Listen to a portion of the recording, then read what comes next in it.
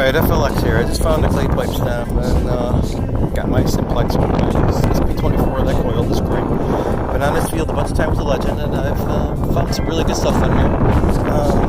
So I've been on here for maybe 15 minutes and just using the SP24 slows down. And, you know, I watched the Kyle Best videos and he said he doesn't think the small coils separate iron and stuff.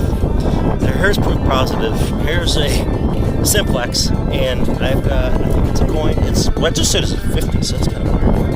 If it's a coin or what, but I think it's a coin. Oh, it's getting red. You see that? It's turning red. It smells like a nickel. No.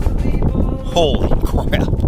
This is that's a Flying Eagle. That's my second Flying Eagle up this field. Second Flying Eagle this year, third total. That's my best looking Flying Eagle. I thought it was going to be Shield Nickel, maybe registered 50.